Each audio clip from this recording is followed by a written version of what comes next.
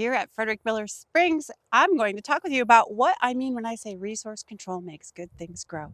Resource control makes good things grow. Not only does it make a sweet sounding little slogan with a nice little convenient rhyme, but it's also completely true. Completely true.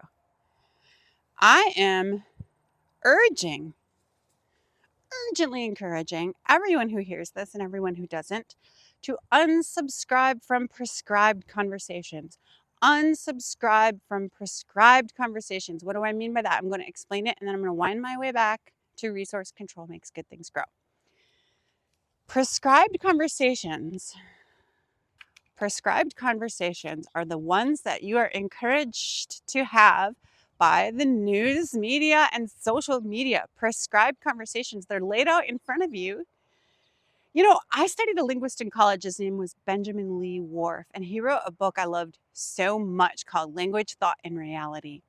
And he said in that book that language is a groove into which our thoughts slip. I like to think of it as language are train tracks for your thoughts to go on. So you want to choose your own train tracks. You want to lay down your own railroad because you want to have your train destined for a specific destination that you know is where you want to go. Why would you let someone else lay those tracks down and then you just hop aboard without any concern about who that is and where they want you to go and why? Well, I don't like to spend too much time talking about the problem. I like to follow the 80-20 principle. You know how the Pareto principle. 80% of the harvest from a plant comes from 20% of the plant. Okay, so if we spend, you'll notice around you, most people spend about 80% of our time complaining and 20% of our time creating, if even that. A lot of passive ingestion of media. Well, if we flip it around and spend 80% of our time creating and we spend 80% of our time focused on what we do want and limit ourselves to 20% of our time focused on what we don't want, and that should be venting. We can vent. But repeated venting is just complaining. Don't complain. Garbage in, garbage out. Let it go. Frame the conversation like, okay, I'm venting. I am releasing this. I'm letting this go. Do that around the waning moon. That's a great time to let things go. Just like you need to clear your counter before you cook. You wouldn't start preparing a feast on a dirty, messy counter, would you? So don't start creating a masterpiece on a messy mind. Release the junk. So much of what we operate within is just based on our own egoic misperceptions. There are heartbreaks that we haven't processed, so we make things up about the world we live in. People are such and such a way, men are such and such a way, women are such and such a way. However, whatever type of person hurt you, that might be the person you're making stuff up about, and then you're sentencing yourself to experiencing that reality. This is great hypnosis training. I don't know, did you know that I'm trained in hypnosis? I love hypnosis.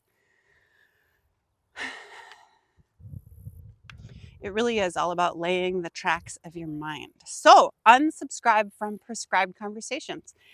If there's a very popular conversation that's garnishing a lot of focus, because our focus is the number one resource, and that's the first resource we want to control is our focus. If there is a common conversation that's garnering everyone's attention, you better believe there's something super important happening in another direction, because common conversations are always a distraction. They're always a distraction. Noam Chomsky taught me that. If you look over history, he's got in one of his books, I don't know which one, I have to look it up. He shows how common prescribed conversations were distracting from specific events and what those events were, and how those events happening on the down low benefited the elite ruling classes. So chances are the person that you're mad at who voted for who you don't like, or whatever, the right left thing, that's a prescribed conversation. And it's not a creative conversation, it's a reactive conversation. So it's really not going to get you anywhere but where they want you to go, which is away from resource control. So begin the process of controlling your resources by controlling your thoughts.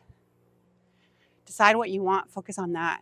Of course, control your resources through buying real estate. I mean, it's what we've got. It's loaded with integrity lacks and unhealed wounds from colonialism. And you got to play the game you're in while you build a new one. So let's play that game and then let's redesign it. Let's insist on autonomous resource control. Let's build interdependent networks for resource control. Let's nurture our connections with each other and stop fighting about made up stuff. Goodness. What is the difference between ownership and stewardship? Ownership and stewardship. So you might own a thing, but you don't own a person. And the problem is that we have put real estate into the category of thing because it's not a person, but it is a living being. Of course, it's brimming with life. It's singing with life. And if you're not noticing that, tune in. Tune in, turn on. I don't know about dropout. It's not the 60s.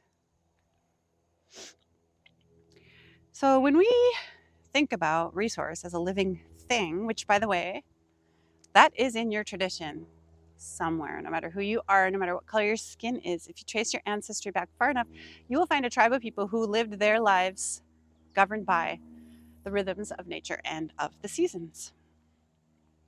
And then things happen, a lot of things happen, and maybe now you forgot how to do that. Well, it's in your genes. You can always relearn. That's a good project for us to do together since we all have it in common. We all live on this planet. So we're all different degrees of separation from our tribal ways.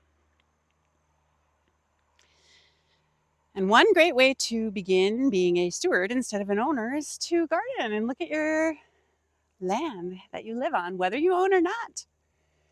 You live there, so you have some type of ownership. How are you nurturing life on your land? How do you nurture life on your land? Comment. I would like to hear from you. I would like you to answer that question. How do you nurture life on your land? How do you nurture life on the land you're on?